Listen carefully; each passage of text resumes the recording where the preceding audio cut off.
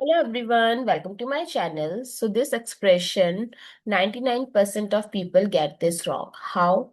Because they solve it like this, 4 minus 1 as 3 and 3 times 3 as 9 and 9 divided by 9 as 1.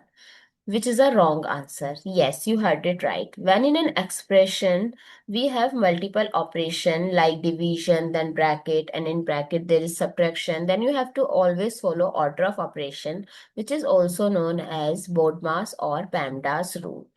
As per this rule, first you have to solve the bracket, then off, then division, multiplication, addition, and then subtraction. So first solve the bracket.